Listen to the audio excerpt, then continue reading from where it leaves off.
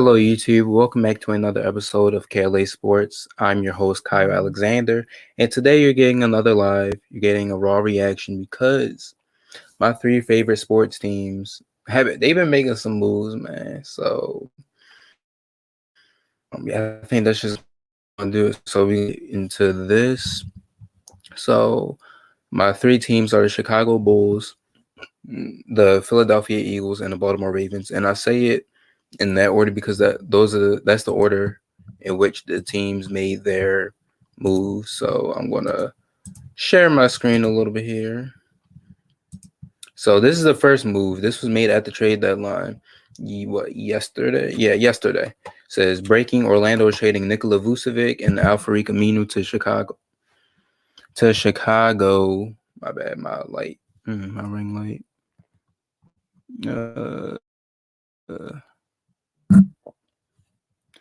Okay.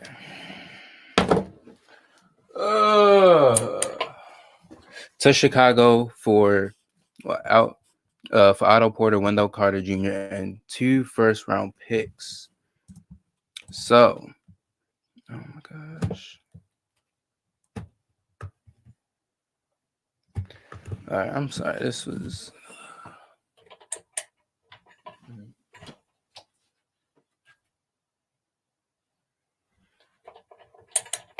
Okay, so my ring light wants to stop working, which is some bullcrap. Okay, apparently this light doesn't work either. Every time I try.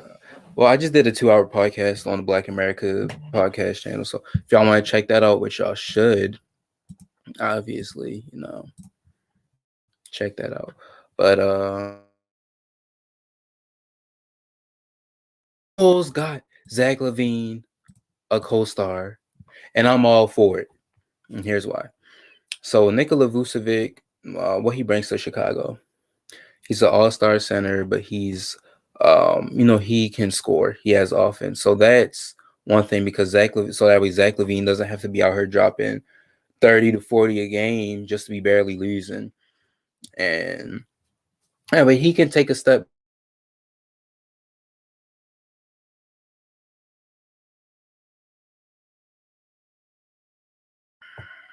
Also, he has defense, and he has size over Wendell Carter, which is a more veteran defense for a team which I think could definitely compete in the playoffs right now. I feel like they have the assets, but that gives us interior defense, a true center or a center, so that way Larry Markkinen can play his natural position as a stretch four because Markkinen is not a center; he is a stretch four.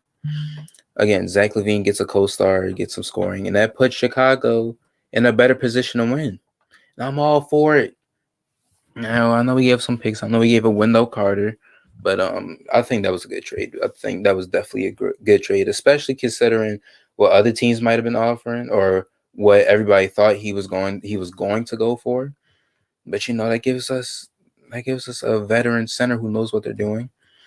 Oh, and also they got Daniel Tice from the Boston Celtics. So Tice, I like that pickup too. Gives us a bench center, backup center who can provide interior defense. He can shoot a little bit. He can stretch a little bit, but he provides the interior defense. He's a nice shot blocker, and I love it. I love it. He like I said, he provides that shot blocking, so it gives us bench defense. So basically, we just got defense all around. So I'm all for it. I think that was a great trade. Now, the next next move is from my Philadelphia Eagles. So again, share the screen here. All right.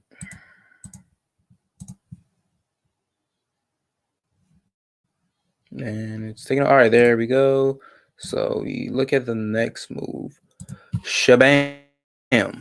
Full details. So it says, if you look right here into the main tweet, the Eagles have traded the 6th pick in the draft to Miami for 12th overall pick and a 22 first rounder.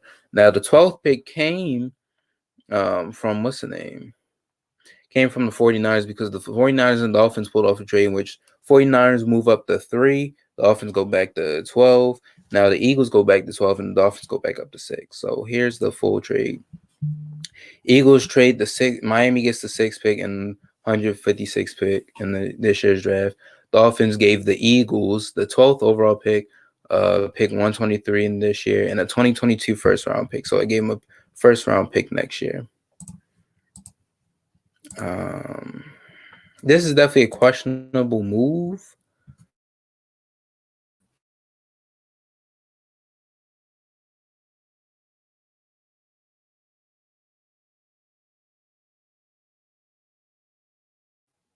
You're in the prime position to take one of the top receivers in the draft. You have Ja'Marr Chase or Devonta Smith, and then you trade back. It's like, oh, what are you doing? So at first I was mad, but now I'm thinking of the optimism here. So I'm like, all right, let's see. We got the 12th pick. I looked at the full draft order.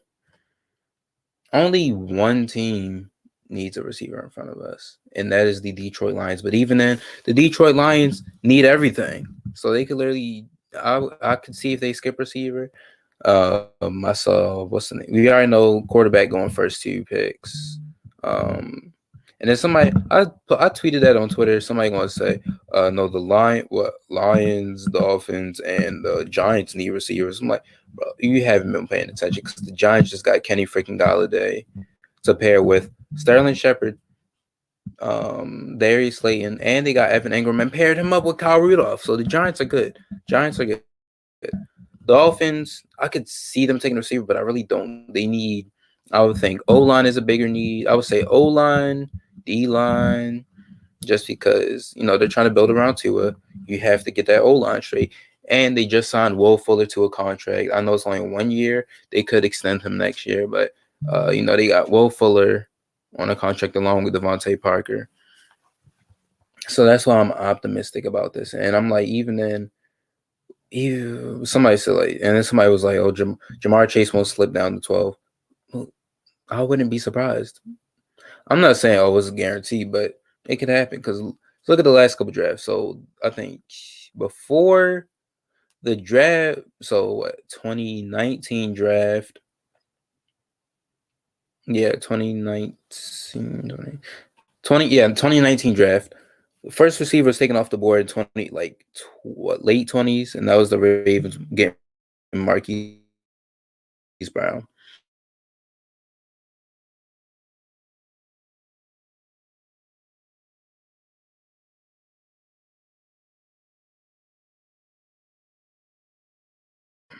All right. Sorry, this is Wi-Fi is irritating me. But we saw that now last year when it was like CeeDee Lamb, Henry Ruggs, Jerry Jeudy.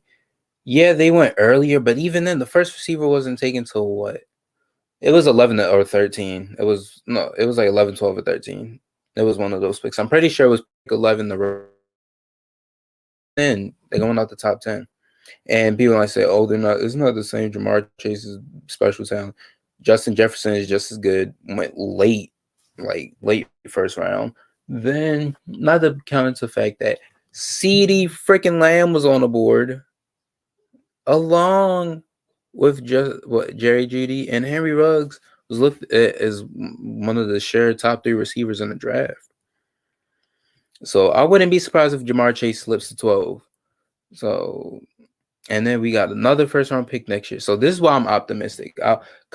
Because best case scenario for would be get Ja'Marr Chase or Devonta Smith slips to 12. We pick him up. Then next year in the draft we have.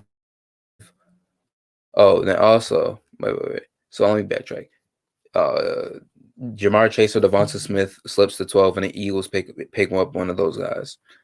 Then Carson Wentz plays 70% of his snaps, or the Colts Carson Wentz plays 75% of his snaps, or he plays 70% and Indianapolis makes the playoffs.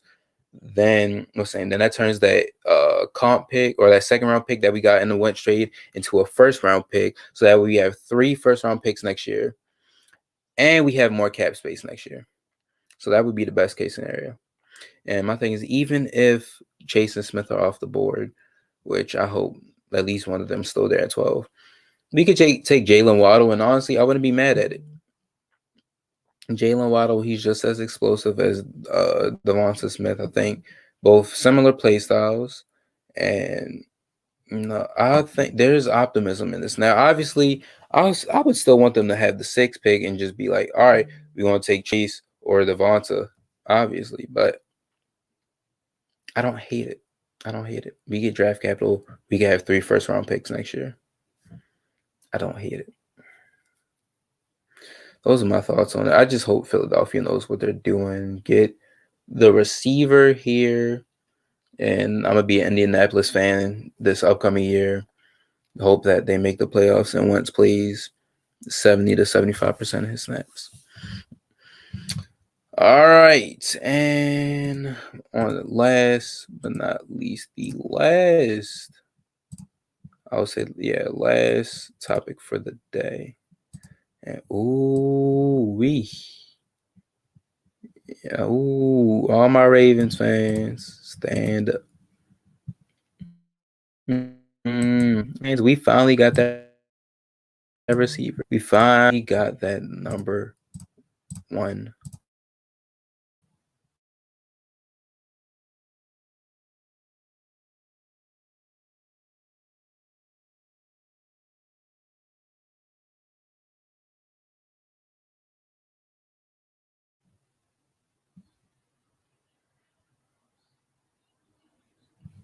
All right, I'm gonna show you guys right here. This dang internet, bro. All right, yes, right here you see in all of its glory. Look at that, bask in it. Ooh, Ravens wide receiver Sammy Watkins agreed a 1-year, $6 million deal, and $5 million is guaranteed. Yes, $5 million is guaranteed. All right. Yes. Ooh. So this is exactly what we needed. So the Ravens. Ooh, this got me happy. Now I know. All right, Sammy Watkins isn't a top 10 receiver, but it's an upgrade. It's definitely an upgrade. It's what we need. He can be an X receiver, and the Ravens need an X receiver that has a big, nice frame, nice big body frame, can get open, get separation, can catch the ball, make those jump ball catches. I think Watkins fits the bill. Watkins can do that stuff. My only question mark with Watkins, this is my only thing with Sammy Watkins. He has to stay healthy. Yes, he needs to stay healthy for this to work. Or yeah, he needs to stay healthy. And that's why I think they gave him a 1-year deal. So all right, you get a 1-year deal.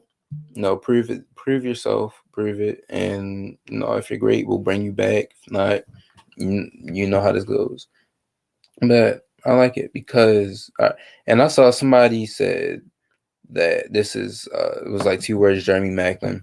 I think this is different because one, we gave Jeremy Maclin a multi-year deal, so he was like, "Shoot, I'm gonna just get the bag and barely do anything." Sammy, he's coming off last year in which he wasn't healthy for most of the year, and now he's on a 1-year prove it deal. And plus, we didn't offer Sammy free crab cakes for life because we know how that turns out. But I think this is a great pickup for Baltimore. Get Lamar, that veteran receiver, like that true number 1 receiver, and Sammy Watkins that can take pressure off of Marquise Brown. Screw that. That takes pressure off of Mark Andrews, so Andrews doesn't have to be double teamed every play. Actually, he doesn't have to be triple teamed every play, and that takes off pressure. Also takes off pressure off of Marquise Brown. As Marquise Brown, just move him to the next to Watkins, move him to that wide spot, and that frees him up so he can go against the number 2 corner, beat him with speed, or just get open, due to lack of attention, get open, make plays, and take that leap. I'm all for it. This is a great pickup from the Ravens. I still think they go receiver, draft a receiver in the draft. So, if my boy Rashad Bateman is there, I would love it. Pick him up. But Yeah, so those are my thoughts on the moves. Now I'm gonna grade them. So Chicago trading for Nikola Vucevic, I'll give that an A. We got another All-Star caliber player who can pair up with Zach LaVine. And now Zach LaVine just said he's committed to Chicago. So when coming into a contract year, so I love it. You know, and plus we didn't give up too much compared to what people were saying his price was going to be. He gave up what Otto Porter's big contract, the draft pick, and Wendell Carter. Wendell Carter. I mean, I get keeping him for the age, but no, we didn't give up too much. Now the Eagles, I'm going to say a B minus because we traded back when we were in a perfect position to get one of the top receivers in the draft. But like I said, if everything plans out the way I think it will, or the way I want it to plan out, I think that could definitely be an A. That's why I'm not judging it too hard. Plus, we'll have 2 to 3 first round picks next year. So that's why I don't hate it. But at the same time, we were right there. We could have had Chase and Smith were right there. But I'm gonna give that a B minus. And the Ravens, I'm gonna give that a A. So bringing in Sammy Watkins, I'm gonna give that an A plus because we was able to sign a receiver when it seemed like nobody wanted to sign. Also, we got a receiver who's familiar with Greg Roman. If you guys don't remember, Greg Roman was Sammy Watkins' OC in Buffalo, like his second year, I'm pretty sure, and that's when he had his best season. He had 1,000 yards, 14 touchdowns, I think. Yeah, 1,000 yards, and yeah, so that was his best statistical season. So I'm hoping Giro dial up some of them plays you had for Watkins that had helped him have that breakout year, and plus we get he's on a 1 year prove it deal, and he just came off 2 back-to-back Super Bowl appearances, winning one of them, so he knows what it's like to be on a championship team. All right, that's going to do it for this episode. I hope you guys enjoyed. Let me know what you guys think of the moves down in the comment section. But yeah, it's going to do it. I got some more stuff coming up, so don't forget to like, comment, and subscribe. Turn on your bell notifications. Again, subscribe to the Black America Podcast. We just did a great episode on that channel. But without further ado, I'll talk to you guys next time.